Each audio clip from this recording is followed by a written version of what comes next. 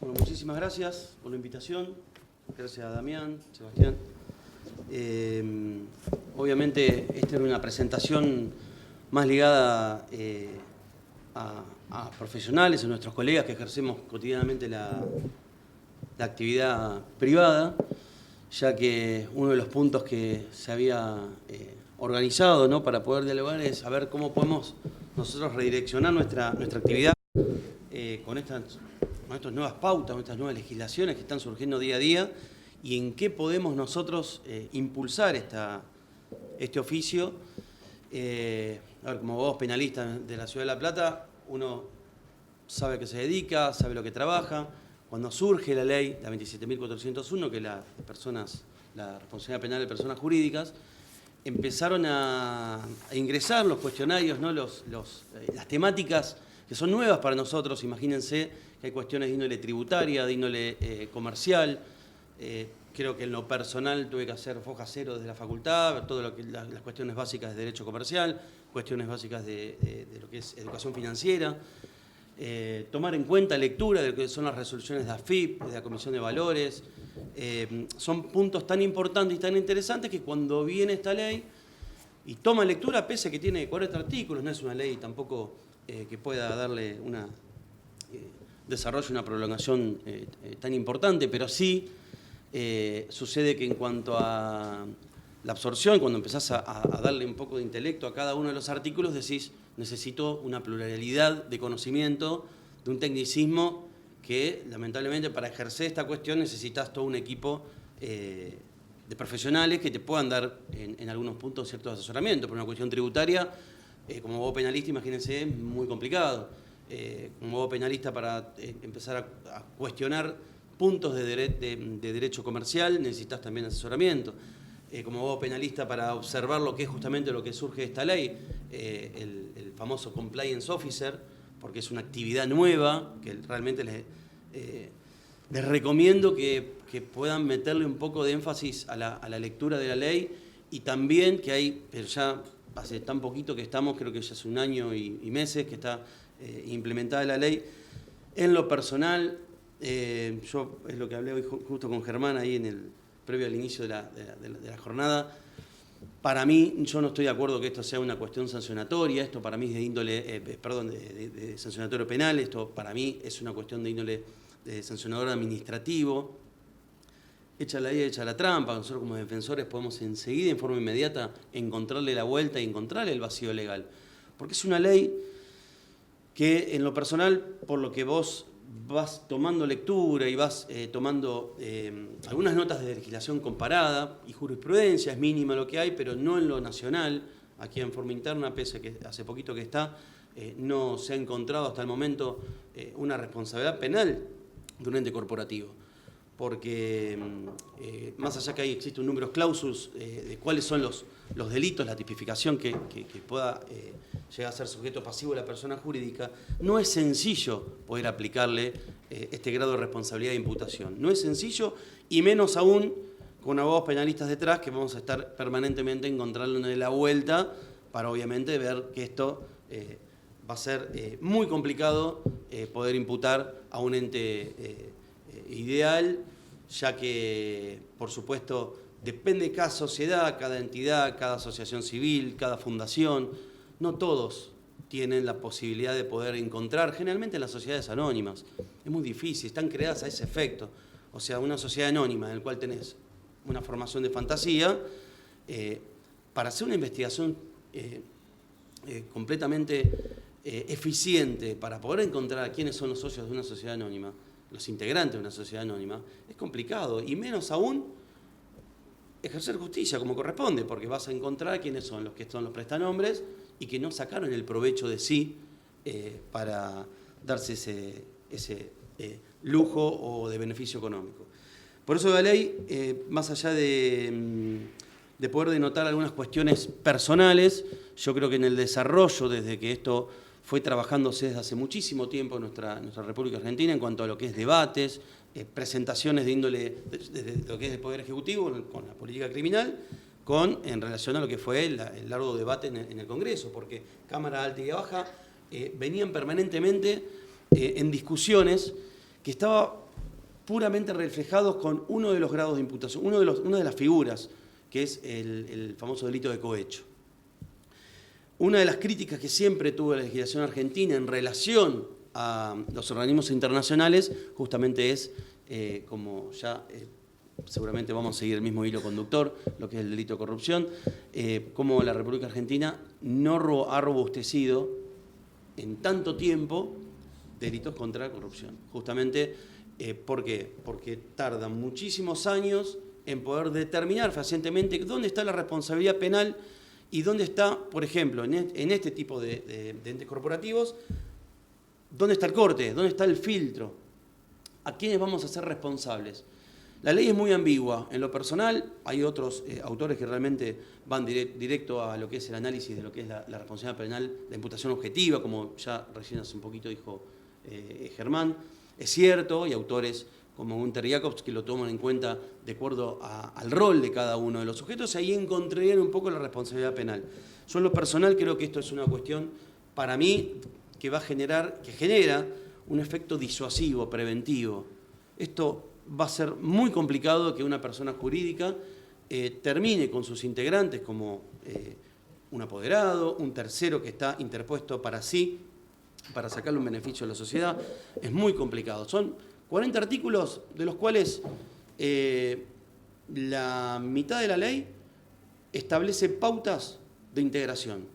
Me parece perfecto, o sea, eso es muy importante. Es una plataforma cualitativa para que todos los que conformen la persona jurídica empiecen a integrarse desde lo ético, desde lo moral, desde lo corporativo, incluso mismo para dar un orden y organización interna. La figura del compliance officer es multidisciplinaria.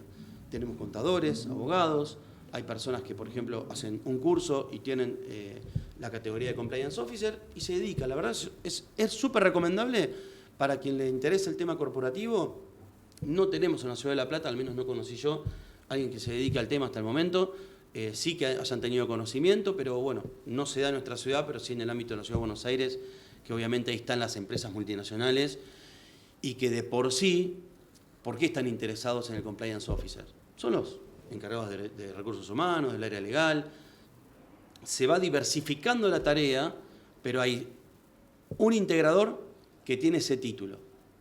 Tiene un porqué, que ahora después más adelante lo vamos a ir avanzando, porque justamente cuando la persona jurídica designa y menciona bajo su fase interna un compliance officer, tiene la posibilidad luego, bajo un procedimiento interno, de eximirse de responsabilidad penal, incluso atenuarse. Esto es un plan de integridad que tiene que cumplirse, que los artículos 22 y 23 de la ley lo especifican de esa forma, pero también, por supuesto, tienen algunos puntos, los flagelos. ¿Por qué? Porque las sociedades anónimas, esto es una cuestión que lo hago con abogado penalista particular y que seguramente puede ser hasta incluso nuestra estrategia, poner un supuesto compliance officer de fusible, porque esto es así, o sea, es algo que mientras vos sepas, quienes manejan, hay sociedades que se fusionan, hay sociedades que directamente lo que hacen es hacer facturar una tercera sociedad para que explote. O sea, esto es una ley que realmente va a ser, en lo personal, complicadísima, por eso hay mucha crítica también. El ex presidente del Colegio de Abogados de la Ciudad de Buenos Aires, el doctor Rizzo, fue creo que uno de los primeros que sacó un objetivo reflejo de lo que esto puede llegar a darse el día de mañana, si esto se da a la práctica en la justicia nacional, porque realmente va a suceder eso. No van a encontrar fácilmente quién es el responsable. O fácil, el compliance officer, por no haber tenido en cuenta, si surge alguno de los delitos, por ejemplo, de tráfico de influencia agravado, el famoso lobista. Es típica que cuando tenemos una empresa corporativa multinacional, venga a verlo a un magistrado, a un funcionario público, un famoso lobista. Nos pasa, lo vemos en los medios de comunicación. Ahora, llegar a reconducir una imputación, responsabilidad penal, habiendo encontrado quizá que la sociedad anónima se benefició con una cautelar, se benefició con una licitación, con transacción directa, es muy complicado llegarle al lobista, excepto, bueno, con elementos probatorios contundentes, como son las escuchas, algún seguimiento, inyecciones de dinero en una cuenta en un ente corporativo, una entidad financiera extranjera. pero yo creo que no va a pasar fuera de lo que es el delito común. Es muy difícil. Por eso, bueno, para no analizar los 40 artículos, yo puse más o menos algunos esquemas de los más importantes, creo que es principalmente cuáles son los delitos en sí que trata el artículo primero. Es una enumeración taxativa, como les había comentado, una identificación que hace con una puja que existe en nuestro país con los entes internacionales, tanto el GAFI, el OCDE, que el OCDE es un organismo, es un foro que integra Argentina, está creado desde el año de 1960, la década del 60, que justamente se ha reunido creo que hasta el momento tiene algo de 36, 37 estados, justamente ¿para qué? Para regular, para dar un contralor para el desarrollo económico. Es la Organización Corporativa de Desarrollo Económico. Argentina en los últimos años ha tenido muchísima información y reportes de crítica del por qué, por ejemplo, nuestra República Argentina no se adaptaba desde el punto de vista criminal a investigaciones criminales relacionadas con cuestiones de personas jurídicas. Fue parte del OCDE que empezó esto a fluir. Incluso críticas muy importantes, hay el reporte 3 bis, porque la crítica te manda a una comisión, te hace un estudio, verifican cuáles son las reformas legislativas últimas para este tipo de investigaciones. Y, por ejemplo, el delito de cohecho, cuando en su momento fue reformado, o recuerdan la 25246, la ley de lavado de dinero, en el año 2000, es otra de las críticas que no está incorporado, por ejemplo, el delito de lavado de activos dentro de la tipificación, la enumeración de la 27401. A medida que iba progresando las reformas, tenían siempre flagelos, vacíos legales que permitían seguramente a una defensa técnica o a la misma empresa eximirse de responsabilidad o que la misma sea atípica. Entonces, ¿cuáles son las conductas que se tipifican en esta ley? El cohecho activo. Está, por supuesto, descartado el cohecho pasivo, que es el funcionario que recibe el reclamo, el soborno, la coima o el dinero propuesto. El cohecho activo, justamente, que es nacional y transnacional, es un delito que se sabe que ya lo tenemos tipificado en nuestro Código Penal, en nuestra legislación argentina. Es aquel que ofrece un dinero a modo de soborno, justamente para tener un beneficio. Miles de investigaciones relacionadas con cohechos, que jamás creo que va a ser muy complicado que ingrese en la esfera de una persona jurídica.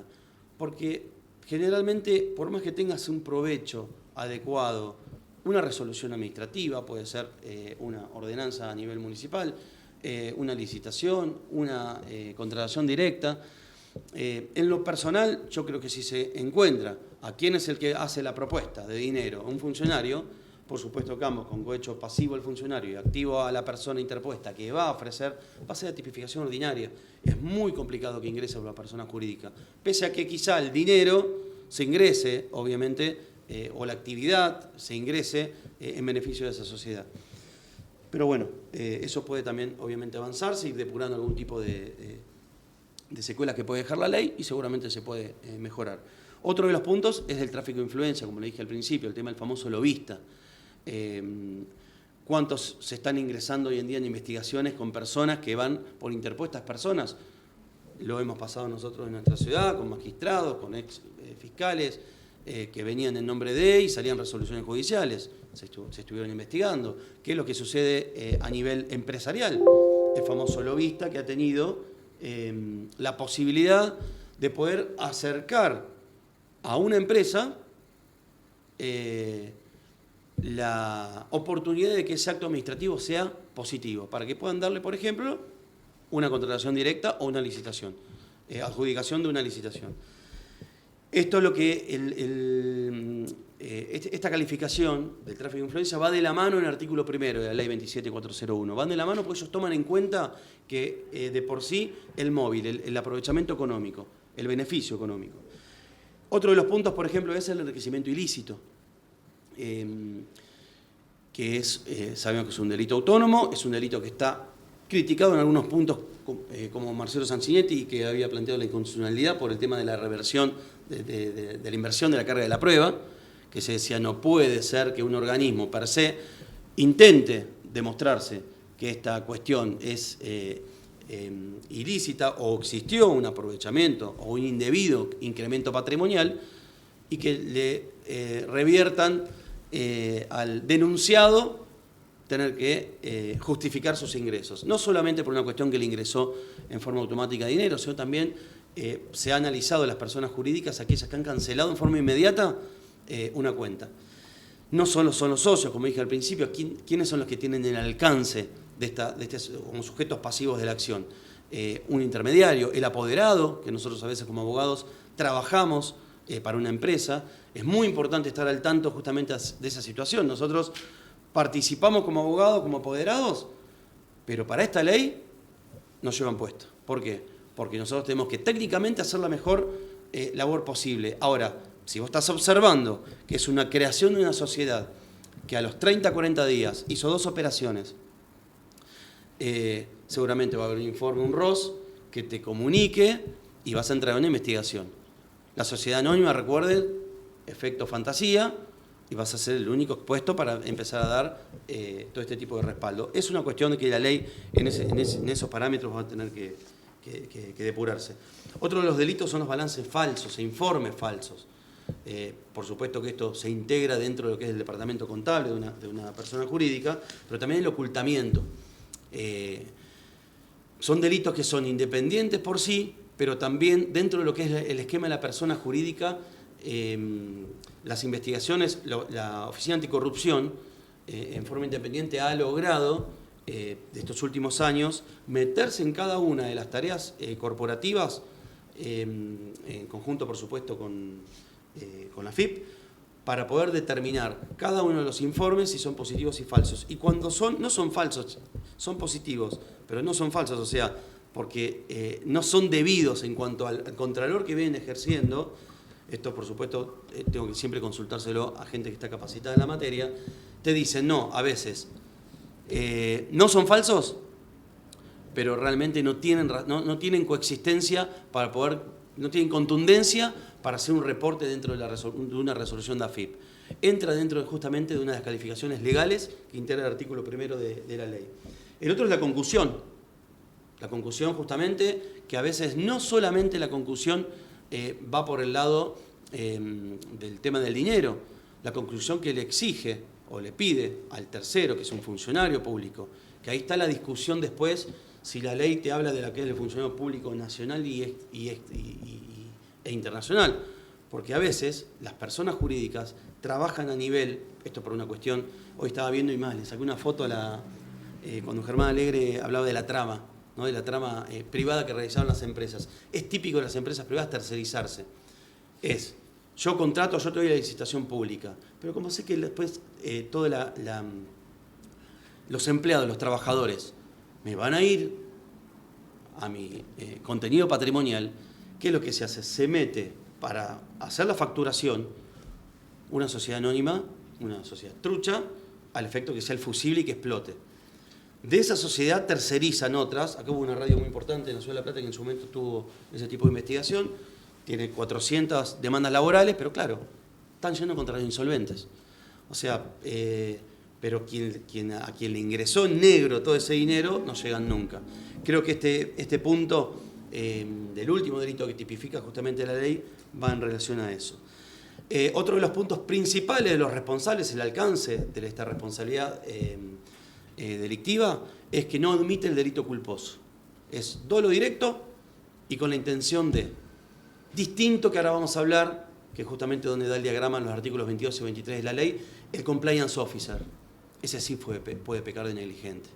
Pero eso es otra línea para trabajar. Ahora lo que se discute que el compliance officer puede haber sido negligente en su omisión por no haber designado como corresponde. Hoy cuando hablaba Germán justamente de lo que es la responsabilidad en su diligencia, es muy similar a lo que sucede en el área civil, la culpa ineligiendo y vigilando. Vos sabés a quién elegís para tal responsabilidad.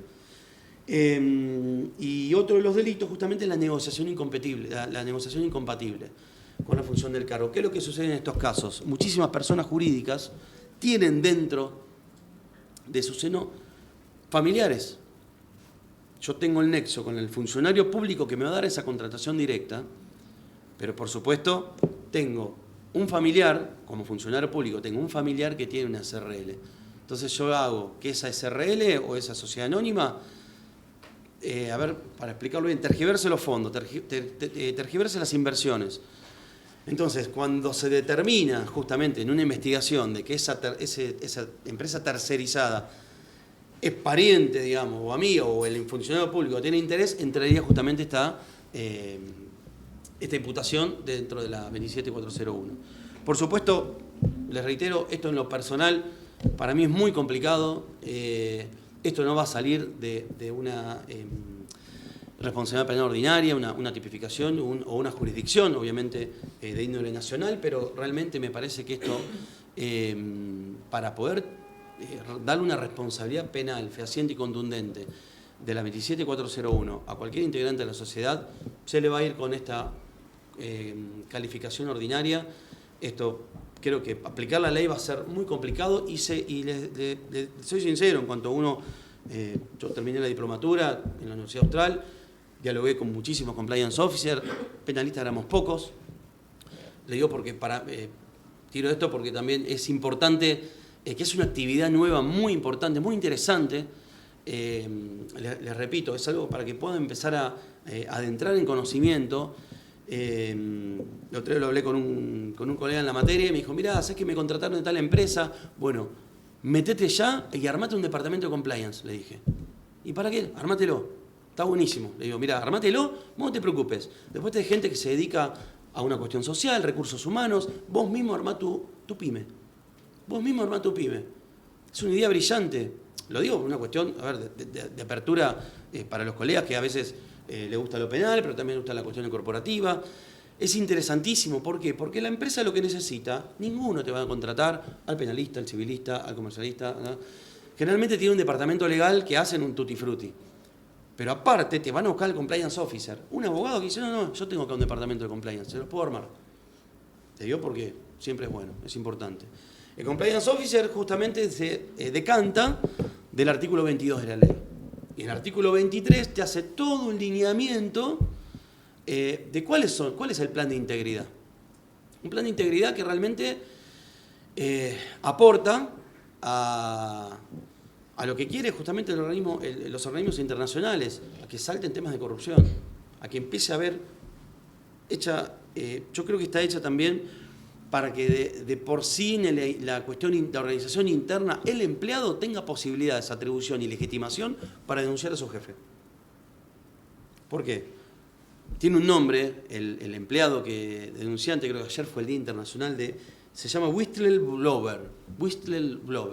Es una identificación física que le hacen a un empleado y se le da, esto es para mí lo más importante de la ley, se le da una protección al empleado, al trabajador, para que no vaya en contra de un CEO, por ejemplo. Pues saben que es fácil. Un CEO va y te lo echa, te lo corre, o ¿qué te hace? El famoso mobbing, que te lo manda a un trabajo denostado, un trabajo, una actividad que realmente no tiene función o relación con su oficio.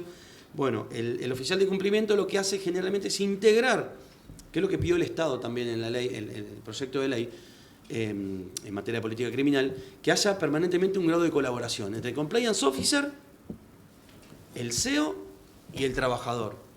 Es fundamental, pero también le dio un marco de legitimación para que pueda denunciar, tanto en un juzgado, es más, está inmiscuida dentro de la ley lo que es el famoso colaborador encubierto, porque cuando vos verificás como titular de una sociedad, fundación, cooperativa, y que tenés este tipo de tipificación o responsabilidad penal, y te presentás y decís, no, discúlpeme, yo tengo un departamento de compliance officer, voy en relación al artículo 22 de la ley. Perfecto, a ver, yo por el momento no los voy a eximir de responsabilidad, pero se las puedo atenuar, pues las sanciones son bravísimas, que es un tema que no les comenté. Son sanciones de multa, multas graduales, se va graduando igual que en nuestro Código Penal, lo que es el 40 y 41, de la misma forma. ¿En qué? En relación al daño causado, la extensión del daño causado se evalúa lo que es cuál fue el beneficio. Si va hasta 5 veces incluso del beneficio que pudo haber aprovechado la sociedad que comete este delito. ¿Qué es lo que sucede con esta relación de integridad? Si nosotros tenemos una colaboración eficaz con un fiscal federal que te digan, bueno, perfecto, yo no los voy a eximir de prisión, pero quiero que me colaboren. ¿Cuáles son las otras empresas? Porque así está estipulado. ¿Cuáles son las otras empresas que están en el baile? Les voy a atenuar, hasta ahí nomás. No puede desde el punto de vista culposo.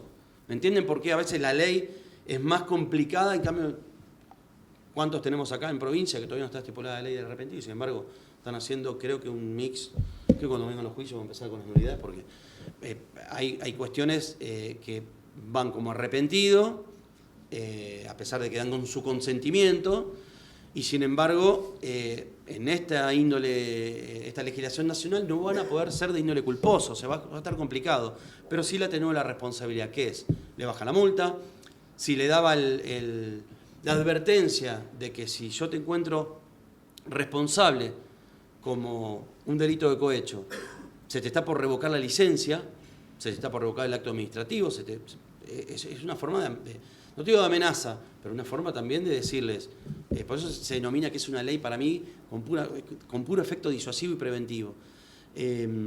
Imagínense lo que es una sociedad que ha tenido un compliance officer que le ha errado y sin embargo, por esa negligencia puede llegar a perder la persona jurídica en su completa integridad un negocio realmente importante.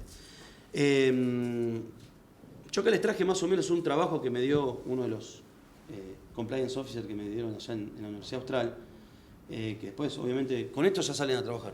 Es muy importante. ¿Por qué? Porque es el plan de integridad. Para todos es lo mismo.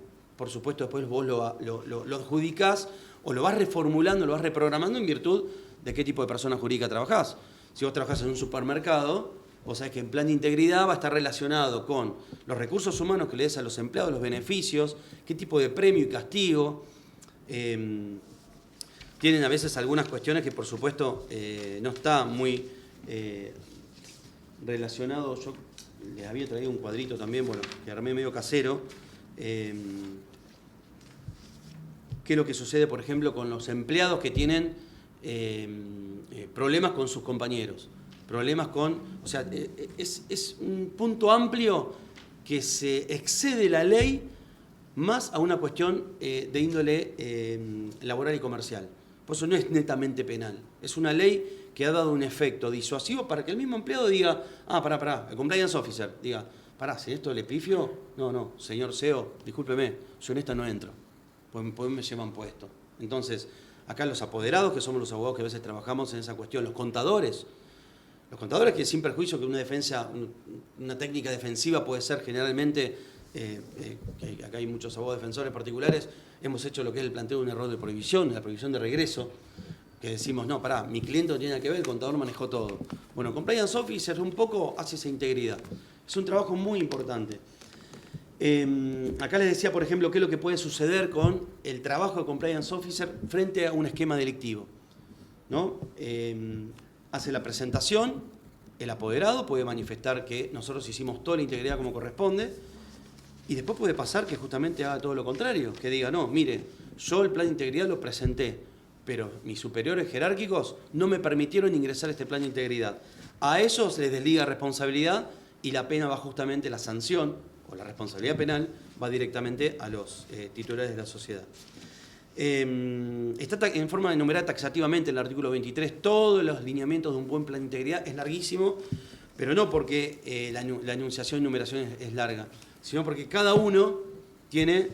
voy a achicar entonces. Porque cada uno tiene, si por ejemplo, uno de los programas de integridad te dice acciones, mecanismos y procedimientos para promover la integridad, supervisión y control. Imagínate todo lo que integra ese punto. Yo tengo que llamar a cada uno de los que están capacitados, que ahí está lo que se denominaba, que hablaba Germán, lo que sucedió en 11, la culpa ineligiendo, invigilando.